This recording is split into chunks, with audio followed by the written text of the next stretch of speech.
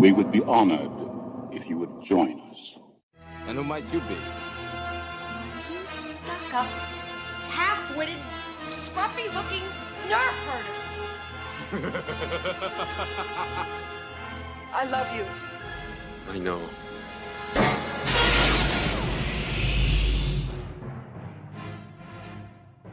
Hello everyone and welcome to Frozen in Carbonite. So on last episode I said I wanted to get guests in from around the world, and who better to talk to than Jarratt Gray, the sage of card game DB for the SWLCG. Jarratt, say hello to everyone. Hello everyone. So as I discussed on the last episode, I'm going to use this show as a way of bringing community members into the world and to talk about things they'd like to discuss. And Jarratt, what have you brought to us today? Well, pretty big fan of rebel characters and playing rebel characters, and I just don't really see anyone playing them or talking about them too much, other than Kermode, who loves his Kraken. But yeah, apart from that, you don't see a lot of them. I quite like them. I've liked them ever since I started the game, and they've been up and down.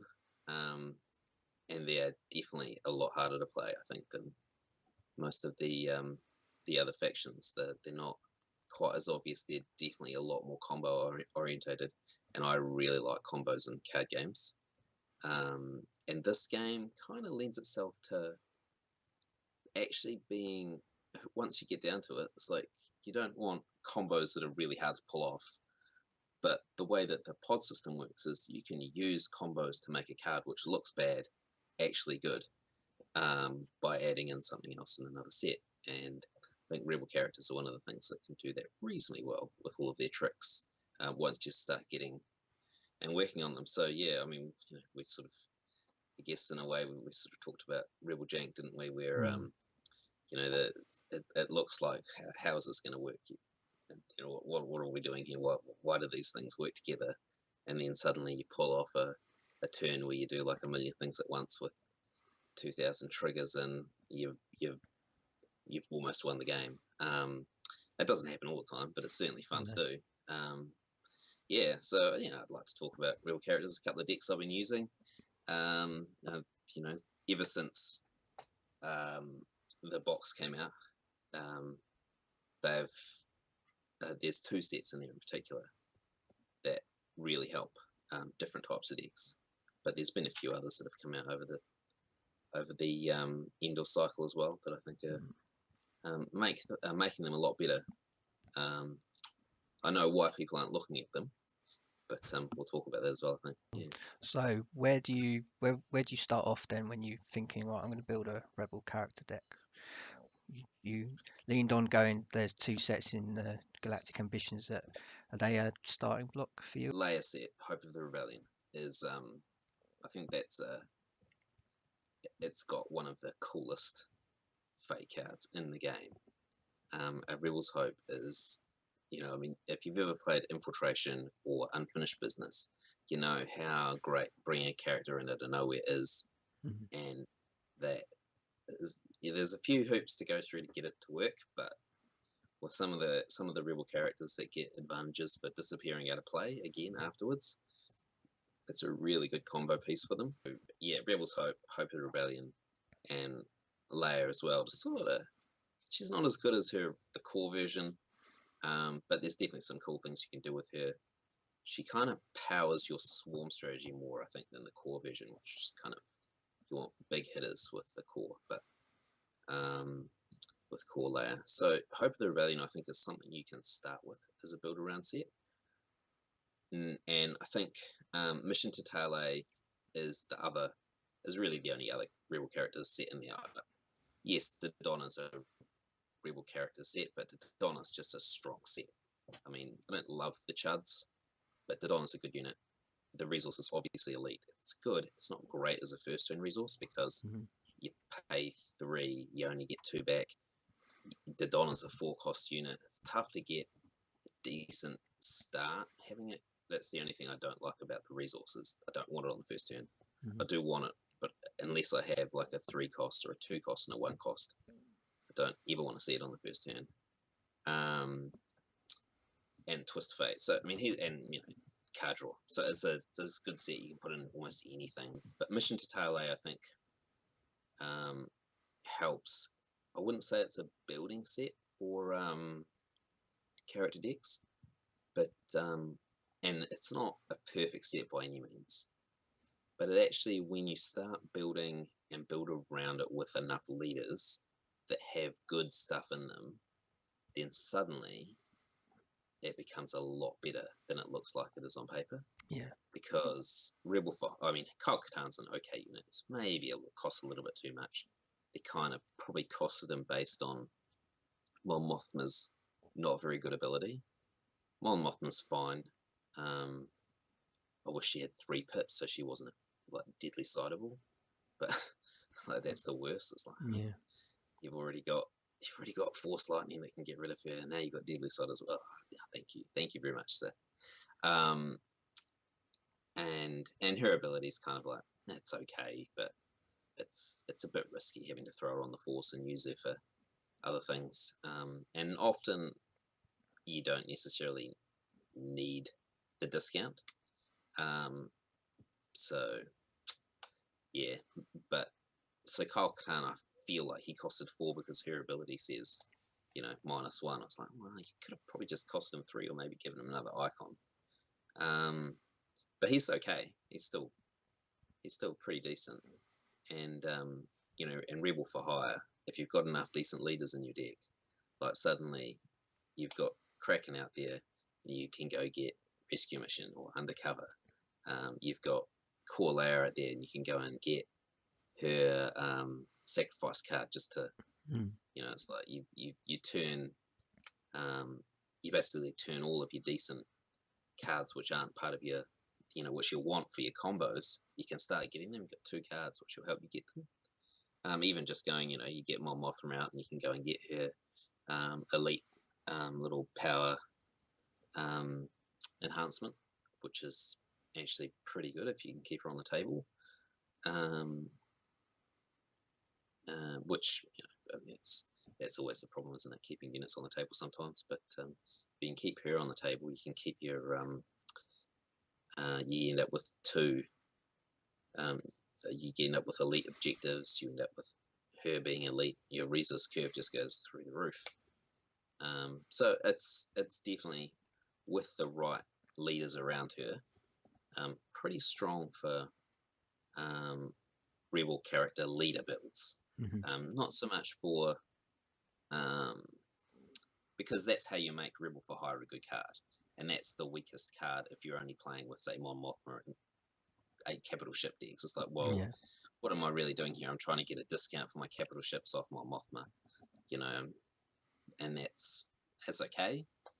But you're probably better off doing something else, like using Corlair, because then you've got shielding from fleeing the Empire for your capital ships, or you use Dodonna because then you've got a elite resource.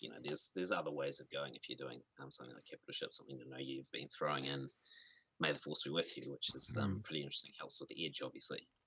So when I was first doing it, I was throwing in a lot of the Endor stuff to try and help out. So I had Cricks and that, so I was adding a little bit of sort of some Rebel tricks into the captured deck. Yeah, well, I mean, John Heath Clark won a tournament earlier in the year, regional, or maybe it was the Store Championship, with a deck which I started playing in the last online tournament, just because I was like, I quite like the look of it, wanted to see how it worked.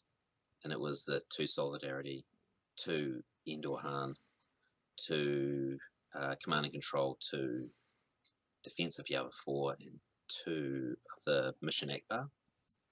And it's brutal because it's so fast. And that's that's obviously got some Rebel characters in there. It's mostly you sort of feel like it's mostly a vehicle deck, but a lot of the time I was finding that Han and his Spec Force were what was doing a lot of the work, because you can't, if you go in that direction, people are like, oh, what do I do? You know, if you get home one and Han out, you're like, ugh. So yeah, that was a pretty fun deck. And I do like that idea. That's something that Navy does really well, which I always thought that they should. And a lot of people used to build before Navy got their box. People would build like all capitals or all fighters or all troopers. I can't stand troopers, and I still don't like them. And that's and officers weren't really much of a thing. But I always felt like you really want that hybrid feel where you play like officers and capitals. And now that's basically what Navy do. It's fantastic. They can go officers and capitals, or officers kind of help troopers, but not very well because troopers are crap. Yeah. It's not there yet, is it? No, the troopers are bad. That's the problem. The officers are fine. Officer decks are perfect. But yeah, the troopers, and I feel like I don't think that Rebels quite have that, where their leaders support their other types. Like you're probably mostly better off building an all capital ship deck or an all fighter deck with maybe one pod which supports, which is outside, and then the leaders kind of feed on themselves. Like they're much better when they're together. So that's why it's kind of like you talk about rebel vehicle decks, or you talk or rebel character decks. You don't kind of talk about the hybrid, and that's not quite there. I do wonder if Hera might help with that. I haven't tried her out. I've just looked at her and I thought she's going straight in a deck that I've got. But also she's probably going straight in a Spectre deck as well. She looks like a pretty cool set. Maybe her mission's not great, but the rest of it's pretty cool. Definitely. Yeah. So we know that rebel character decks are sort of like a tricky deck to play. How do you approach a game with the current metas we're in? Obviously, there are certain metas where you really you want to stop like the enforced loyalty Navy decks. Do you go swinging straight away with rebel decks, or do you just have to play patiently, accept that you're going to take some damage and play the slow game? How do you approach games with certain rebel decks? Yeah, well, there's a couple of problems. So enforced loyalty obviously is a bit of an issue, but if you're not going to be able to get through to it, like if you can't actually damage enforced loyalty because you don't have a secret objective and they've got Tarkin, or you didn't get the right unit and you're just going to open yourself up, sometimes you kind of just have to take it. And that's actually a good lesson for anyone. It's like, actually don't be afraid of taking enforced loyalty. Yeah, it's bad because they can also throw more damage at you, but if all you do is put 1 to 2 damage on enforced loyalty, then you're just opening yourself up for a world of pain. It's almost invariably that the next turn will be your Lara, thanks so much, and you haven't really helped yourself at all. It does get tricky when you have while undamaged resources objectives. So things like capital cover, commando operations, it's not too much of a problem whether that gets turned on or off. It's like, doesn't help you that much. There's I think Strike Team Assemble was while undamaged. Yeah. Engineering the Future. So when that gets turned off, that's actually a really, really cool ability. You can send a guy in. So, like Golans are a real problem, right? Because you can't do anything about them. They'll just do 3 damage to you. Well, Engineering the Future stops that. Because if you in Edge, you strike, then they do nothing to you. Because as long as it's undamaged, you can't be damaged. Your exhausted rebel characters can't be damaged. It's actually a really cool ability. I just kept, when I was playing with it at first, I just kept chucking it out because I go with my other objectives. And then one time I think I didn't have a choice and I had to get it out. And then suddenly it was like, hang on a sec, I see how this works. Whoa. And you're like, just, barrel in with like Core Layer. And normally Core Layer is like real easy to kill. And you don't want it to die yet, but you can attack with it first. Win Edge. Strike.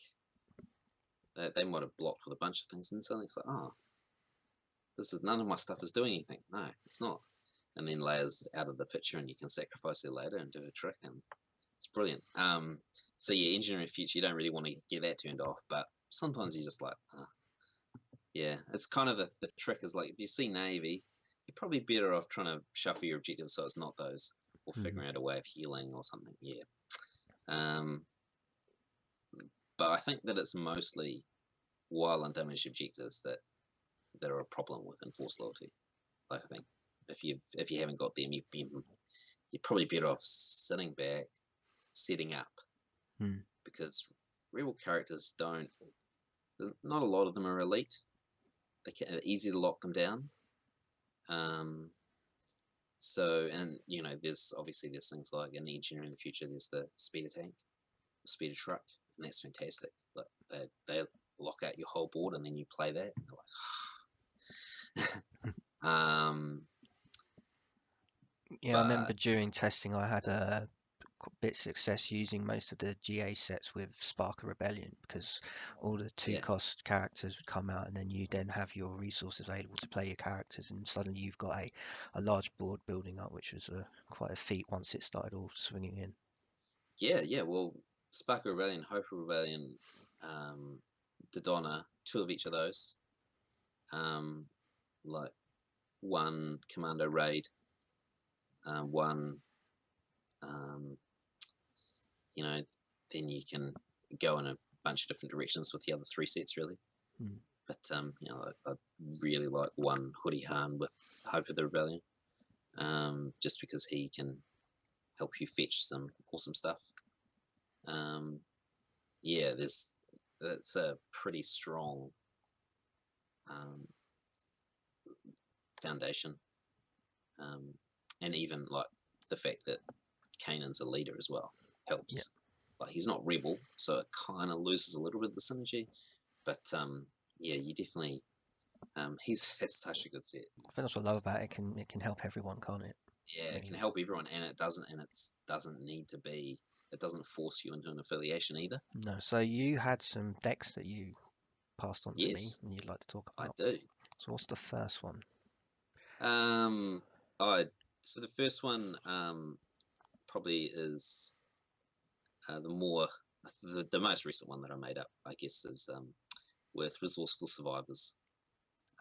So it's got I call it All In because I first made up the deck and I didn't go all in, and then I was like, because I was sort of trying to play off the Resourceful Survivors and Infiltration, and I had 1 Winter because I don't really want to use 2 Winters, and I had 1 Hoodie Han because, again, I don't really want to use 2 Hoodie Hans, but then I decided, no, I'm going to get that combo works quite well. Hoodie Han gets Infiltration, so when he bounces back with Rebel's Hope or Infiltration, and he goes and gets Infiltration, and then suddenly he can come in like every battle, and he's not like the best objective bomb unit, but he's got 2 guns, and if they kill him, you still get his advantage. So I decided I'd call the deck All In and go all in on getting 2 Infiltrations and 2 Hoodie Hans in there. So I went to Resourceful Survivors, 2 behind enemy lines, 2 Evacuation Procedures, 2 Hope of Rebellion, 1 Commando Raid because it's like the best set to go with Hope of Rebellion, and 1 Dodonna. And having played it a few times now, I'm not sure if you need 2 Resourceful Survivors. No, I'm pretty tempted to go with 2 Dodonna because he's got his chuds give you more impact on the board with all the leaders than Resourceful Survivors is kind of like there's good stuff in there, but you can get it with Hoodie Han if you need it, like A New Hope, which is really the best card in the set, and you don't need it that often, and you can turf it, and Leia can bounce and get Resourceful Survivors when you need it. So I don't know, but I just sort of started with 2 of it, so just to see how it goes. And there have been times where I've wanted 2 out, so you can go Infiltration twice out of your discard, if they're both in there. So yeah, the idea behind the deck really is using those rebel tricks like Rebel's Hope, like Infiltration, to bounce into combat units which they're just not expecting. And the reason I say Commando Raid is a perfect set to pair with Hope of Rebellion is because the Page's commandos can get Rebel's Hope back, and Jarratt Page can play Rebel's Hope, and it bounces back to your hand. There's only one twist in there, which is another reason to get two Dodonnas, but because I've had two Dodonnas in different Hope of Rebellion decks. If you twist and just throw in a fake card with Jarratt Page, the fake card comes back and the twist goes away. So you can, it's like you're not losing anything to try and draw out more of their cards. And then the fake card can still come back on the next battle because he's not limited.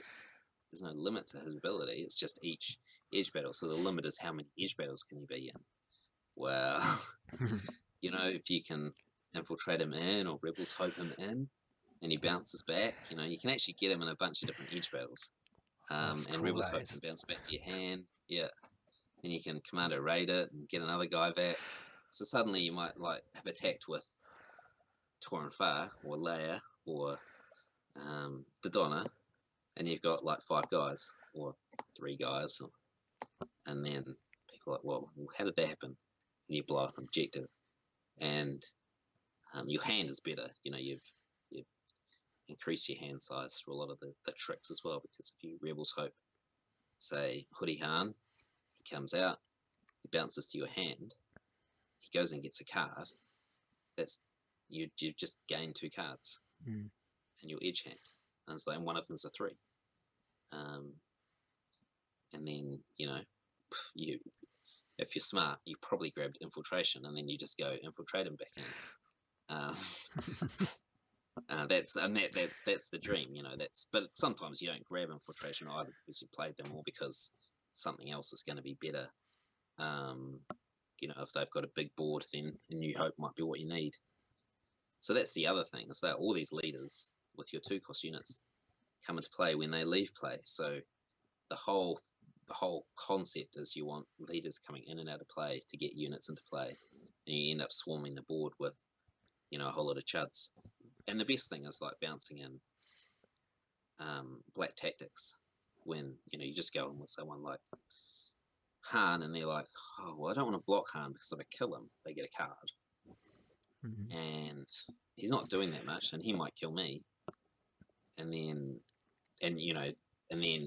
you Rebels Hope, and you bring in some black tactics, and they're like, well, your infiltration, you bring in tactics, and they're like, well, that's not good. Yeah. Or you bring in enough bombs to blow up an objective, and then suddenly it's all on. I mean, you can be going nowhere in a game, and then suddenly you got 1, 2. You might not get all 3 objectives in one turn from nowhere, but you can, and it's fun. But there are so many triggers, so many that you've got to remember, which I think is one of the reasons why people aren't bringing them to tournaments. And again, maybe it's the consistency thing as well. Like I said, they had a couple of games in a row with that deck where I just was not getting what I wanted. But it's definitely been pretty fun so far. So your second deck that you passed on to me, slightly different, this one. Yeah, and the cool thing is that neither of these decks are they don't use the same cards at all. Right, so they're both basically Rebel characters, but I haven't used any cards in common. So it's 2 Engineering the Future, 2 Mission to Tale, 2 Fleeing the Empire, 2 Planning the Rescue, 1 currently it's 1 Draw Their Fire, because man oh man, surprise Akbar, no one sees it coming. He is a really good trick. And the X-Wing's okay, and you can make him elite, and that makes all of his other stuff good. And I don't hate his resource because it gives you a shield. So there's a couple of things in there which could be better, but yeah, I just threw it in there because I wanted to try it out. He was if I made him elite, then his objective became elite, and that was good. And then I found that, surprise Akbar. and at the moment I've got a All-Around's Promise in there. So again, it's the same sort of thing. It's like if you throw Inspirational Presence on Bail Organa, then All-Around becomes an elite objective, which is handy. But you've got a big honking ship to blow stuff up with in the Tantive, and Tantive can go find you your leaders as well. And let's just make it all leaders. Let's just go 10 leaders. And so I thought, I said to my friend who I was playing with, I was like, I don't know what the 9th, I don't know what the 10th set should be. You know, it could be anything. I could throw in Dodonna, I could throw in this, I could throw in that. You know, what do you think? You know, should I just try Bail Organa? Like, he's like, yeah, do Bail. So I did Bail, and he's pretty good. But yeah, so as I was saying earlier, you know, this is the deck where I'm like, okay, Alderaan is out and Hera is in, and probably Akbar is out and another Hera is in, because the ability to keep Leia alive until you want to kill her with the Phantom, that's super important. The Ghost is a fantastic unit for, it doesn't do as much damage as Tantive, but it's still good enough, and it's cheaper. And Hera, you know, she's banks herself elite. I think what I'm liking about the new Hera is she also gives neutral units guns, and I know there's a few Rebel character sets that have a lot of neutral units. So suddenly, the chuds in those units, those sets that you didn't think were gonna, that you don't look at them and think, oh, they're good. Suddenly, with Hera on the board, they're a bit more beefy defense. I'm thinking towards like Janors' set with her units in there. Suddenly this one cost with one gun suddenly becomes a 2 gun, and it might be actually a useful defender that if it does die gives you card. So there's lots of advantages with her, just outside of a Spectre deck, like you've been saying. I really like the set. I think that it's one of those sets where it's not May the Force be with you good, it's not Astra Sentry good, it's not it's probably not the piece of the puzzle that makes the Spectre deck amazing, because I kind of feel like Kanan and Zeb are already the pieces of the puzzle that make it that make Spectres good. But I feel like she, as a set, she kind of does just a bit of everything, where it's like, well, she can help this, and she can help this, and she can help this. And maybe it's not perfect in that she'll synergize everything together, but each thing in that set has a way of helping something different, and that's actually pretty interesting to me. And there's nothing wrong with a 5/2 objective with a resource, and 3 units which don't suck. She's pretty much like the mission's the worst card in the set. Who cares? She's pretty much like she's in a TV series. Great for the group she's in, but the wider picture, she is doing a lot of stuff as well. Like I say, I think that she fits perfectly in this Engineering the Future deck I have. But so I looked at Engineering the Future, and I sort of thought, this is weird. This is really weird. How do you make this thing work? And I didn't even realize how useful the objective was until I started playing it. Like I said, I would turf it until I kind of had to, and then I was like, hey, hang on. But Blissix he's got 2 bombs. Okay, that's good. The Chud, okay, he comes with 2 focus on him, but that's fine, you can deal with that. Because the Speed Truck deals with that, there's lots of other ways of dealing with it. And then you look at the resource and you're like, okay, what's that resource? So that's handy. It's like, it does this weird thing. Okay, but this is a way that I can trigger Core Leia by having her take the damage off someone else and unfocusing everyone. Okay, well, the big problem with Core Leia is that you've got one event in her set to help get her off, like when you want. And that's the thing. You want to trigger Core Leia when you want. I was like, okay, well, let's try these 2 together, mate. And admittedly, that combo is really hard to get off. And most of the time when you get it, what it means is that you will free up guys that are in the middle of a combat, and they'll have to strike again in their combat. So it doesn't work as well as I'd hoped, and I have done it a few times, but it's not amazing. But it's a possibility. So that's it's useful in that regard, and actually the ability is quite useful. It's better to not lose guys and take damage somewhere else. See, I play the same thing with when I'm playing Defiance. You share the damage around, and suddenly your board isn't going away like the dark side think it's going. Yeah, that's right. And so in the end, the good thing there with core layer is that your board isn't going away, so you have a big board. You got out some stuff for free. You got out Blissix. You got out Mon Mothma. You used their resources to get out some other stuff. Maybe you use their resources to get out the speeder trucks and clear everyone up, including themselves. You kill Leia, you clear everyone up, you get out more stuff. And the Rebel for Hire goes, well, and I've looked for just about everything. If you've got Mon Mothma out, maybe you need Kyle. If you've got Leia out, obviously you need her sacrifice. If you've got Kraken, then rescue mission is probably what you want. Undercover could be good. I've had Blissix, and more than once I've gone looking for an overclocked engineer with Rebel for Hire. It's like overworked engineer. Like I need this guy. Like there's nothing better than that I can get right now with this card than an overworked engineer. Because I've got a speeder truck in my hand, or I've got Leia who I know is going to die and free him up. And I've already got all the stuff I need for Leia. So, and it is definitely one of those decks where you can kind of sit back, because when you can do damage, you're going to do a lot of damage.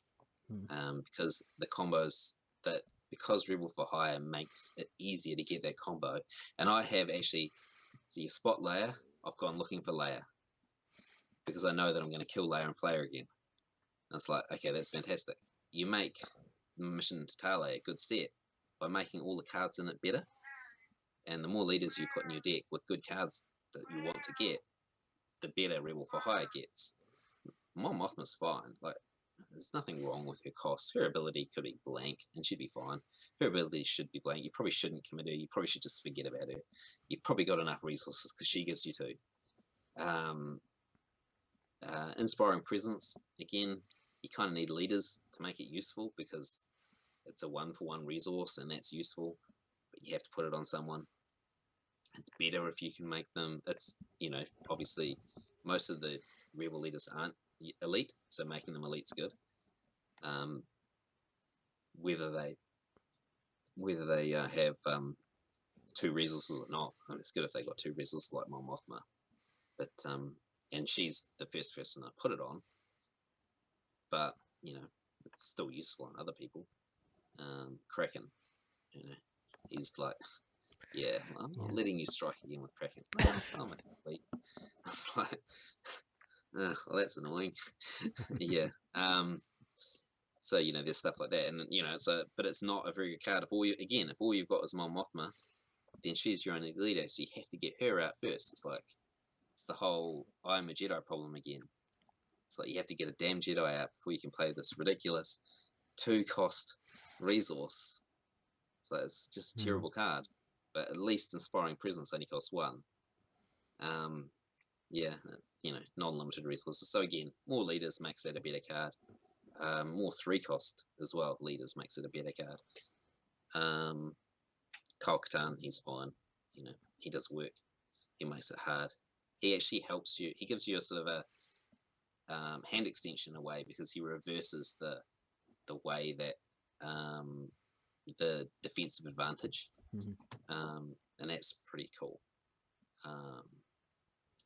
And then once you've got Twister Fates and ridiculous ways of picking up cards, you can set it up so that you will win the edge battles when you need to. But you can't just go all in. You have to try and make sure that you are maximizing turns when you go. I think that's that's sort of something where I think that's true of a lot of decks these days that aren't like, you know, snub fighters. Like, I mean, Jedi can kind of go and dribs and drabs and then obviously come back with May the Force, and they've got good tricks for that. But against Navy, that's not always the best way to go. Whereas, you know, even capital ships, you don't just drop down home one and attack. You know, you go, you make sure that you're ready. You don't like pay, you know, put out 3 ships, spend 3 cards from your hand so you got no edge hand and attack. That's silly. You're not going to get anywhere with that. You know, you need to balance. There's that, and that's what's great about the game, is that balance. I mean, obviously things like enforced loyalty make it hard. You go, oh my god. But you know, sometimes you just have to take the rub. Now with this deck, this Engineering the Future deck, you don't mind taking a hit on enforced loyalty because it makes Blissik's ability work. Because you actually need the damage on your objectives. And if they don't damage your objectives, then he can't use his ability to heal an objective and give a shield to something. And when you can use that ability, phew, that's actually pretty cool. And then you can do that like in the middle of they think they're fine, and then suddenly you heal one of your wild and damaged objectives, and it's like, okay. And then of course there's ways of freeing him up, like Layer with the speed track or whatever. And he doesn't have a limit once on him either because he's a focus ability. So you can actually do that multiple times in a turn if you're lucky. If you get all the combos going. And again, it's one of those decks where, you know, you want to get your swarm out, and then you want your combos ready, whether it's you know, 2 chances of getting Layer because you've got a rescue mission in your hand, you've got a couple of sacrifice cards, or just even once where you can attack with a couple of decent guys, blow up an objective, you know, kill another objective, kill Layer, get your guys back, and kill the last, which is, you know, that's ideal. Yeah, sometimes it doesn't work the way you want, but yeah, it's a pretty fun deck. But again, it's and it doesn't play the same because it's not about trying to get as many units into play bouncing in and out. It's about a strong board presence and then maximizing its advantage and beating the edge hand. And you know, shields are great. Yeah, but it's definitely fun. So as we move on into the final segment of the show, it's time to put some cards into the Carbonite Chamber. So, Yep. Jarratt, which card do you despise? Which card do you want to see frozen out of the game and taken away? Whatever. Yeah, this is I'm cheating because this is not 1 card. This is 5 cards, 6 cards even. Ooh. But there's a lot of cards in this game where it's really. But I'm gonna take May the Force be with you. And in a way, I'm taking the whole objective. It's not that I really think Yoda's the worst card in the game, or yes, that Yoda's a problem, or anything like that. But May the Force be with you has, for too long, dominated light side building. It's it's one of those things where people just, you know, it's a great set. It is maybe. It's probably the best set in the game right now. There are probably some dark side sets that come close, but it's certainly the only set that's even remotely close on the light side is Asteroid Sanctuary, and it's not it's not close. And you know, people will still build May the Force be with you will still be the first choice. Now, it's great that people didn't play it at Worlds. That's nice. Yeah, I think there were 3 decks in the top 16 that didn't have it. I think that's about the same as last year. I think 2 people had Tactics Yoda last year as well. It's like, yeah, you game people. But most people will build with May the Force be with you. And I get it. I think that, you know, they're certainly the dark side sets and the strength of them. In a way, I feel like they've been, you know, like Dark Lord of the Sith, which was probably that and Telekinetic Strike and my runner-ups, right? That set almost feels like it's built because of May the Force be with you. It's like because you can just unfocus your guy at the end of combat. Well, you need this to slow you down. So yeah, all you get is the force. You don't get the attack as well. You know, telekinetic strike is, you know, the whole set kind of seems designed to be an equivalent power level to May the Force be with you, and I don't actually think that's a good thing. And you know, and lots of the other Darkside sets as well. Darkside's in a great place because all three sides are pretty reasonably competitive in the same sort of level. But on the light side, I think that the same is probably true. Zeb has the stuff in Zeb's set with Astro Sanctuary. You can build with Jedi if you want with those, or you can build a straight mono smuggler deck. I think that's going to be pretty competitive. There's Rebels can be pretty competitive, but no one's building them or trying them because May the Force be with you says. I'm more consistent, I'm stronger, I'm better, use me. Yeah. Yeah. I can say I'm guilty of it as well. I've added it into my capital ship deck just because I needed ways to either take the force to slow the game down. It wasn't a matter of freeing people up. It's more just to use the slowing down mechanisms of the nudges and the objective. Yeah. But yeah. Well, I mean, Kiramo's put a bit of work into discussing it. I mean, you know, he builds some pretty cool decks. He still uses May the Force be with you because, you know, you do, even when his set's got even when he's building a deck where I think like his Worlds deck, which is pretty cool, with like 1 Zeb and 2 Kraken and starting Rebel, you know, and all he's got is 2 May the Force be with you. I think he's got maybe 3 Jedi sets in there and the Influence starting Rebel, but it's there because it's Edge. You know, there's tricks that you can get it in. The actual objective itself is amazing. I mean, yeah, I'm not that guilty of it because I build a lot of decks and I don't like moving cards around and I don't play tournaments as much as other people. You know, play the online ones, and I still tend to like to play stuff that people aren't playing. But you know, I mean, I still have a deck built with it. So it's still a brilliant set. You know, you know, the person I play against, you know, every time he plays his lightsaber decks, usually he has to change some cards. They're not all May the Force with your decks, but any of the decks that are remotely Jedi have it in. Yes, it's. I just sort of feel that. I get it. It's great. I get it that, you know, Jedi are pretty consistent, but if that wasn't there, that set wasn't there, I feel like people would probably give some of the other stuff a try. And that would be cool. That would be better. So yeah, that can go. I can't wait till it goes. yeah. Once the rotation starts, we'll give it that one. Yeah, I think that'll definitely change things. Okay, so we'll go ahead now and pull the tournament. So it'd be cool if G-Light banned it for just like 6 months. They should do that with stuff in some of the other games too. But anyway, yeah, they've been pretty. They don't really come out with banning much in Star Wars. Is use the restricted list. Yeah. I don't. It's a really, really similar thing in X-Wing, like Emperor Palpatine for Imperials. It's like it basically does exactly the same thing. Like there's a few different builds with him, but he dominates Imperial builds. I mean, I play Imperials. I am definitely guilty of Palpatine, even if I'm not guilty of Yoda. It's the same sort of thing. It's like, well, and to be honest, I don't know if there's too many other builds out there, but he dominates the meta choice in a way where you don't kind of you just don't see the other stuff, and it's the same as Yoda.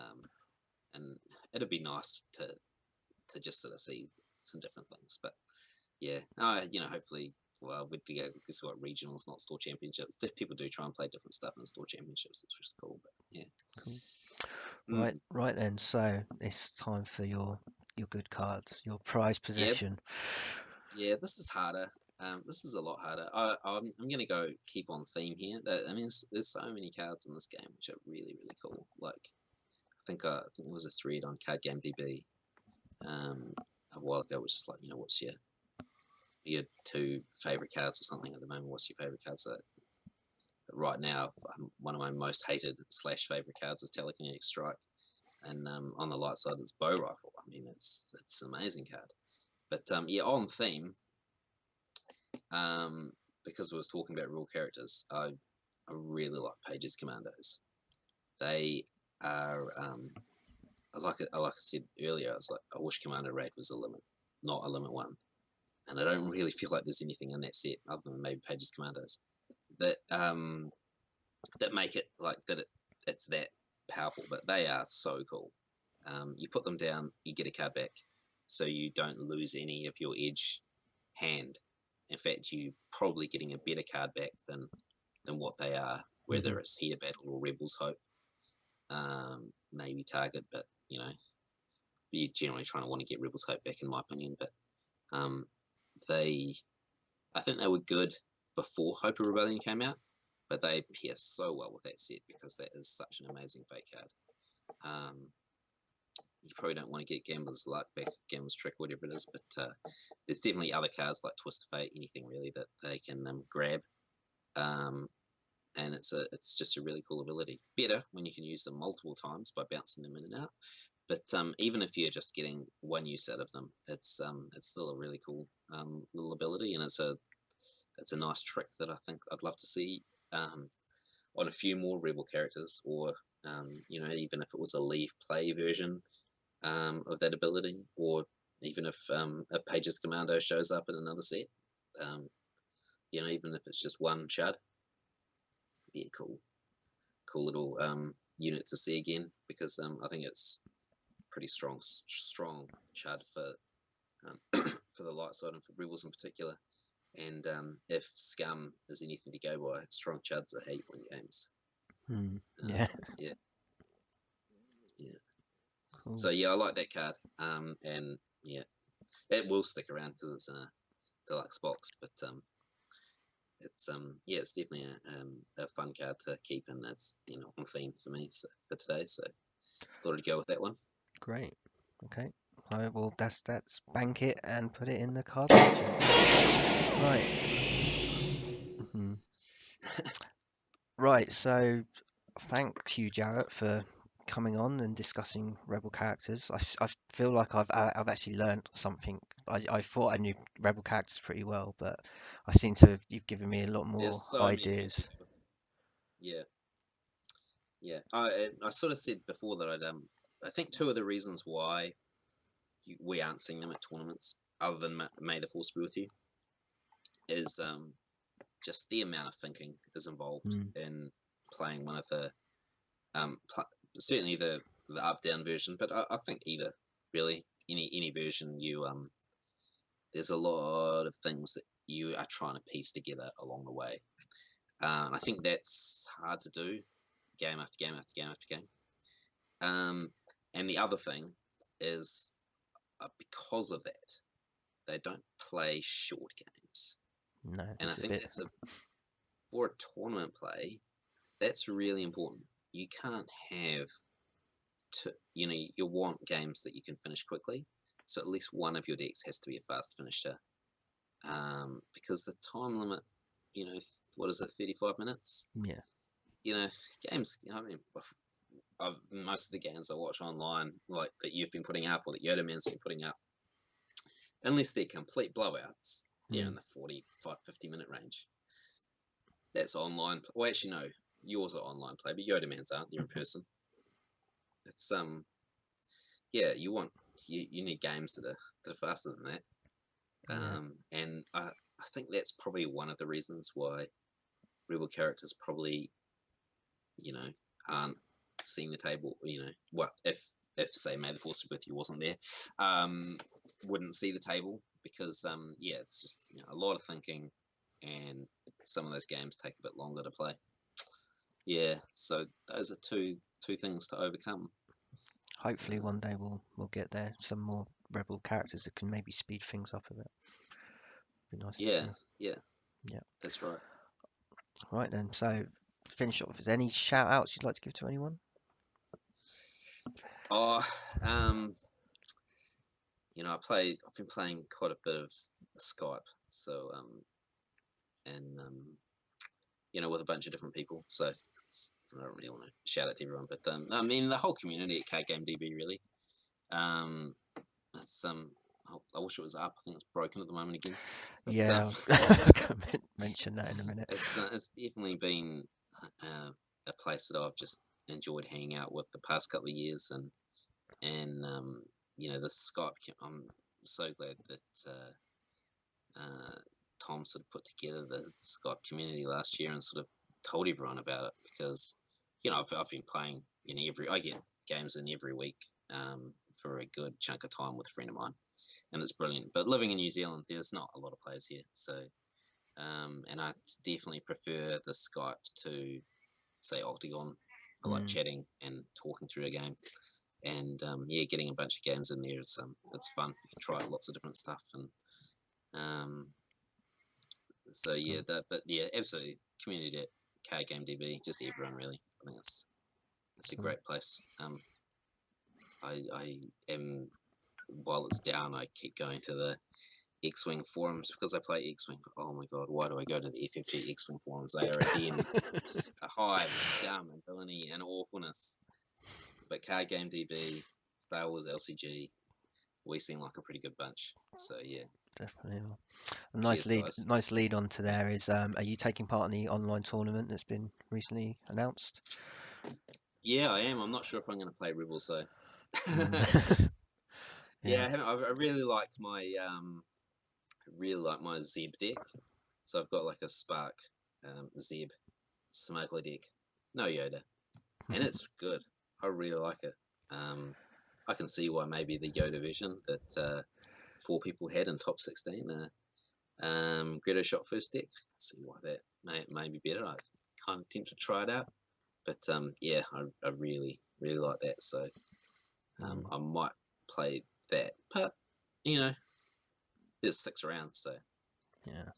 I'd like to get involved, but the missus isn't too keen on me playing late night games all the time, so I might have to just watch from the sidelines.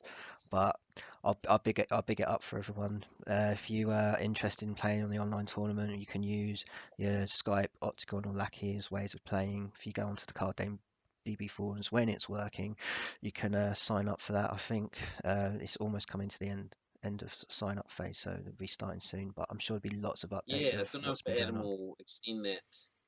He might extend it because it's been shut down, but it was supposed to be, I think, the end of the week, so I think we're starting this weekend. I know Thanksgiving is maybe going to slow things down a bit, so they might so extend we're around the period. first round was 2 weeks, getting to meet some other people, and you start making friends, and it's sometimes you talk with people a lot, and you don't get, because I'm in New Zealand, I don't get to play with them. You guys in the UK, you get to play with each other, but maybe not so much with the Americans unless you can go across to Worlds like Andy does. I mean, I certainly have got heaps of games against some of the different people that get to play in the decent events over in the States. You guys had a decent event in Battle for the Force that the Europeans put together. That's cool. Guys had fun going over to that one. Yeah, I think they did top 16 well too, because they split it into 2 top 8 streams. I really like that idea. I think I'm definitely gonna have to get one of those guys onto the show and promote what they're doing over there. Be good to hear from them. So I'm gonna look them up. Right. So talking of that, if anyone wants to come onto the Carbonite Chamber and add some cards into the chamber and talk about anything you want concerning Star Wars LCG, just PM me either on Card Game DB when it's working and Facebook. Okay, I want to say thank you for Jarratt for coming along, talking to me. It's been really insightful. And it's great to talk to you. We've been conversing online for a while, but it's the first time we actually got together to chat. So well, I think we played a few games last year leading up to your nationals. We tested against each other, but time zones don't match up super well. So we haven't really, apart from sort of online chatter, haven't really got the chance to play any games. But it's great. It's like this is for me. I'm a bit of a stay-at-home dad really, and I look after my kid and try and work on some things. But it's yeah, this community's sort of been a great way for me to make friends like all around the world, which is awesome. Yeah. Cool. All right then. So thanks for being on, and until next time, goodbye. Good night.